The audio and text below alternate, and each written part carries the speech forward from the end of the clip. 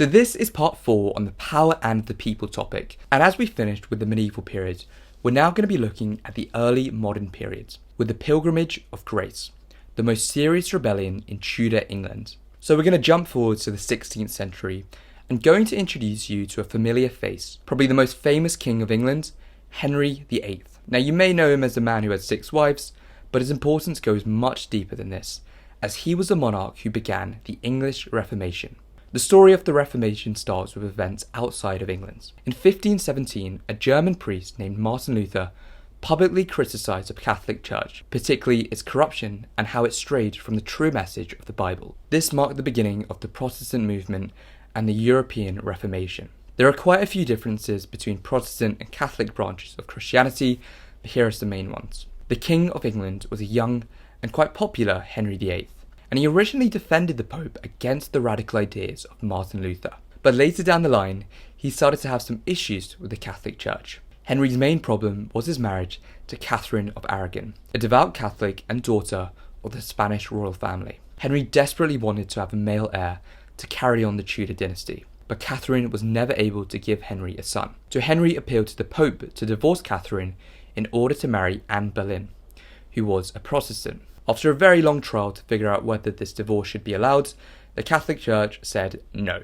This was partly because Catherine's nephew, the Holy Roman Emperor Charles V, controlled Rome and the Pope at the time. This presented a problem for Henry. The king's right-hand man, Thomas Cromwell, had proposed to destroy the Pope's power in England and replace it with the royal supremacy of the Church. In doing so, Henry could take away all the wealth of the Catholic Church in England to help him with his financial problems and consolidate his power even further. He could control not only politics but also religion in England, and so this was also about power.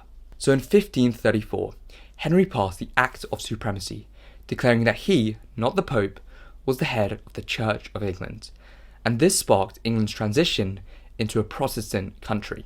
So in this Reformation process, big changes started to happen, as centuries of religion and tradition were being challenged. In 1536, hundreds of Catholic monasteries all over England began to be dissolved. This was not just the gold and silver wealth that could be seized, but the church owned about a quarter of all the land in England, which could be sold off to nobles. The dissolution of the monasteries massively increased Henry's personal wealth, and now we're going to see some real opposition to the changes, and we can start to look at the causes of the Pilgrimage of Grace. First, obviously, we have religion as a major cause of unrest. Whilst Protestant ideas had taken more hold in the south of England, the north were much more Catholic and conservative, so they held their traditional values and hated that they were basically being told to follow a new religion. The monasteries also had a really important function in society and were considered to be a social safety net of the time. When people were sick, the monasteries ran hospitals and infirmaries to help them. They would give food, clothing, and sometimes money as donations to the poor, and many also provided education to them. But with the dissolution of the monasteries, they lost their social safety net. Many in the north wanted the dissolution of the monasteries to end and an end to the reforms. You also see political factors as a major reason for discontent. First of all, as a Catholic queen, Catherine of Aragon was very popular in the north, and people were unhappy with the divorce, especially as Henry married Anne Boleyn, who many thought could be a witch who had Henry under her spell. In addition, we've touched upon the role of Cromwell, who was deeply unpopular for his reforms, but a lot of nobles also did not like Cromwell either, because he was born to low birth, and hated that he had made his way to the top above them. In the Pilgrimage of Grace, you actually have some major land-owning families joining, partly because they did not like the reforms, and partly because many just did not like Cromwell's influence. Lastly, we have economic factors. As we have seen time and time again throughout this topic, taxes could be very unpopular. And when the government passed the Statute of Uses Act in 1536, which taxed inheritance and increased taxes for landowners, this did not go down very well. There were also issues with prices, as failed harvests in 1535 increased the prices and cost of living during the period. Typically, the monasteries would hand out relief to the poor, but obviously they had their own problems, and this worsened poverty.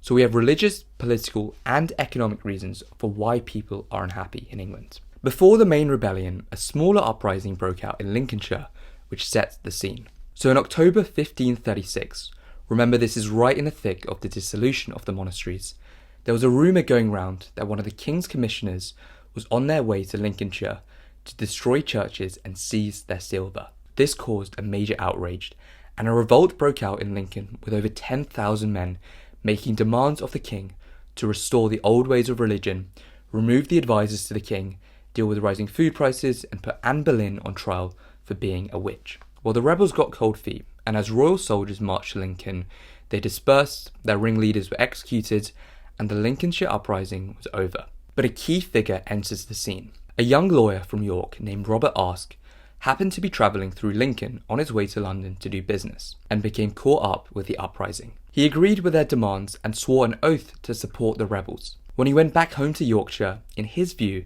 he was never freed from this oath. The Lincolnshire uprising inspired a rebellion in Yorkshire, also in October 1536. Aske took up the cause of the rebels and became their leader and their spokesperson. He used his talent as a lawyer to write letters to the king explaining their complaints, and wrote the Pilgrim's Oath that everyone who joined had to swear to protect the church from the king's reforms. This rebellion starting in Yorkshire became known as the Pilgrimage of Grace, the most serious rebellion in Tudor England.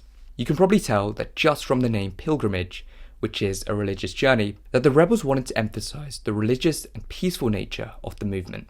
This was the banner they used, and they also had some religious symbols in it. For example, the wounds of Christ, the cup of Christ, or the crown of thorn worn by Christ.